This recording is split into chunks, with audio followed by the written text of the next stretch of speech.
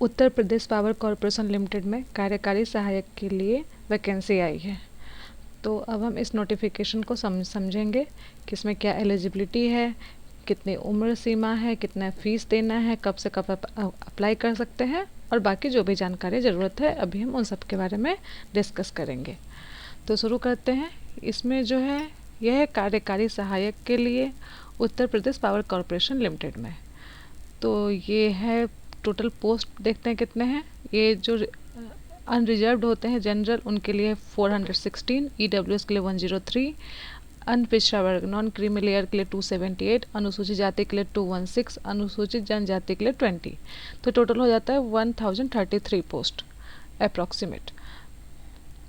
तो इसमें एक हमें फोटो पहचान पत्र चाहिए। तो आप कोशिश कीजिए कि आपके पास आधार कार्ड हो, बाकी भी चल सकता है लेकिन आधार कार्ड रहने से ज़्यादा सही रहता है, क्योंकि जब यूपीएसआई का पेपर हुआ था तो बहुत सारे लोगों को जब आधार कार्ड नहीं था तो उन्हें वापस कर दिया गया था कि आधार कार्ड ही मान्य है। तो इसलिए आप कोशिश कीजिए कि आधार कार्ड ही यूज करें। फिर इसका वेतन जो है ये मैट्रिक्स लेवल 4 का है, 27,200 to 86,100। ठीक है। अब देखते हैं कि इसमें आयु कितना होना चाहिए। तो इसका न्यूनतम है 21 वर्ष, अधिकतम है 40 वर्ष। ये जो है काउंट किया जाएगा 1 जनवरी 2022 से। तो उम्र आप लोग चेक कर लेंगे अपना। फिर देखते हैं कि इसके लिए जो एलिजिबिलिटी है वो क्या है। तो आपको किसी भी मान्यता प्राप्त विद्यालय से स्नातक मतलब कि ग्रेजुएशन, मैं लिख देती हूँ, स्नातक मतलब ग्रेजुएशन होना ज़रूरी है, ग्रेजुएशन। ठीक है। और आपको हिंदी टाइपिंग आनी चाहिए, न्यूनतम मतलब मिनिमम 30 वर्ड पर मिनट, 30 वर्ड्स पर मिनट हिंदी की टाइपिंग। ठीक है। तो अब देखते हैं कि इसमें जो एग्ज़ाम है वो कैसे होगा। तो इसका जो पहला पेपर है उसमें ट्रिपल सी स्तर का कंप्यूटर ज्ञान के 50 क्वेश्चन होंगे जो कि जनरल होते हैं।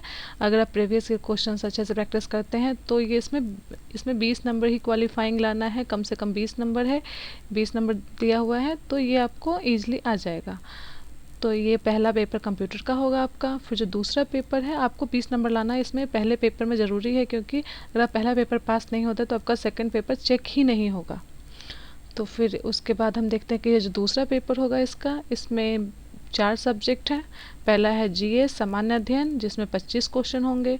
फिर है तार्किक ज्ञान मतलब रीजनिंग जिसमें 45 क्वेश्चन होंगे। फिर है सामान्य हिंदी जिसमें इंटरमीडिएट लेवल का होगा 55 क्वेश्चन। फिर है सामान्य इंग्लिश अंग्रेजी 55 क्वेश्चन होंगे, 55 क्वेश्चन होंगे आपके इंटरमीडिएट लेवल के। तो कुल मिला के हो जाते हैं 180 क्वेश्चन। हर क्वेश्चन का +1 है और -1/4 है अगर आप गलत करते हैं तो मतलब 0.25। ठीक है। अगर आप 4 क्वेश्चन गलत करते हैं तो आपका एक सही क्वेश्चन भी कैंसिल हो जाता है। फिर उसका देखिए इसकी मेरिट कैसे बनेगी। तो आपकी जो सेकंड पेपर होगा, पहला पेपर तो कंप्यूटर वाला क्वालिफाइंग होगा, जो सेकंड पेपर होगा उसके हिसाब से आपकी मेरिट बनेगी। फिर आपको हिंदी इंग्लिश टाइपिंग के लिए बुलाया जाएगा।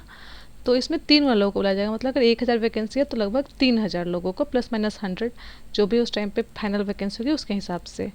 फिर इसका इम्पॉर्टेंट ये है कि हिंदी की जो टाइपिंग होगी आपकी ये कृति देव 010 या 016 फॉन्ट में ली जाएगी। तो जो भी आप टाइपिंग अगर करते हो तो आप इसमें प्रैक्टिस करेंगे। फिर उसके बाद है कि अगर आप हिंदी में 30 वर्ड्स पर मिनट करते हैं तभी आप इसमें क्वालिफाई होंगे। और जो मार्किंग होगी उसमें आपको 20 नंबर तभी मिलेंगे जो टाइपिंग है इसका, अगर आप हिंदी में 30 वर्ड्स पर मिनट और इंग्लिश में 35 वर्ड्स पर मिनट टाइप करते हैं। फिर आपकी जो है 180 नंबर का जो आपका सेकेंड पेपर था और 20 नंबर का जो आपका टाइपिंग होगा उसके 200 नंबर मिला के आपकी इसमें मेरिट बनेगी। फिर उसका देखिए कौन से इसमें सर्टिफिकेट्स लगेंगे। जो भी आपका जाति का होता है, creamy layer non creamy layer आवास, ये स्वतंत्रता सेनानी आश्रित, ये सब जो है आपका 31 मार्च 2022 के बाद का बना हुआ होना चाहिए। फिर देखते हैं कि आयु में जो छूट है, जो उम्र में छूट मिलती है वो किस हिसाब से। तो अनुसूचित जाति, अनुसूचित जनजाति, अन्य पिछड़ा वर्ग नॉन क्रीमी लेयर और स्वतंत्रता संग्राम सेनानी आश्रित श्रेणी के अभ्यर्थियों को जो उत्तर प्रदेश के मूल निवासी है अधिकतम आयु समय 5 वर्ष की छूट अनुमान्य होगी। जो भी इसमें आरक्षण है उत्तर प्रदेश के लोगों को ही मिलेगा, जो अदर स्टेट के हैं वो हमेशा जनरल में ही करेंगे। फिर भूतपूर्व सैनिक जो है उत्तर प्रदेश के शासन से परिभाषित एवं जिन्होंने सेना में कम से कम 5 वर्ष की सेवा की हो, अधिकतम आयु सीमा में उनके द्वारा सेना में की गई पूर्ण वर्षों की सेवा की अवधि में 3 वर्ष जोड़ते हुए छूट अनुमान्य होगी।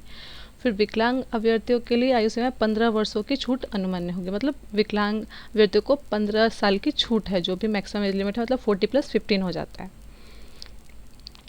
फिर इसमें आरक्षण का है, जो भी यूपी के लोग हैं उनको मिलता है।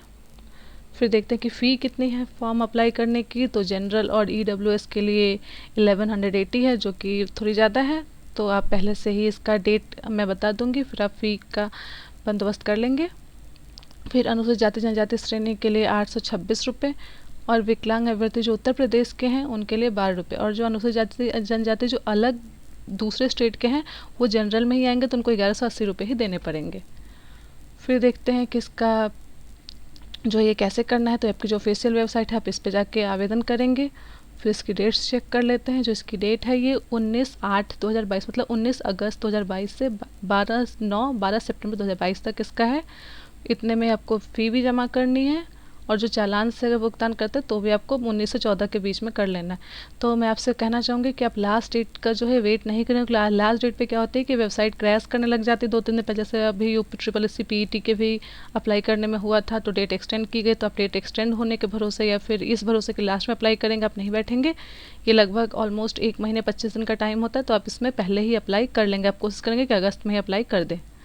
फिर जो एग्ज़ाम की डेट है ये है अक्टूबर 2022 के द्वितीय सप्ताह, मतलब जो उसका सेकेंड सप्ताह होता है, सेकेंड वीक होता है उसमें। अगर आपको कुछ भी डाउट हो इस नोटिफिकेशन के बारे में तो आप मुझसे कमेंट सेक्शन में पूछ सकते हैं। मैं पूरा कोशिश करूँगी कि आपके जो भी डाउट्स हो मैं उनको क्लियर कर पाऊँ।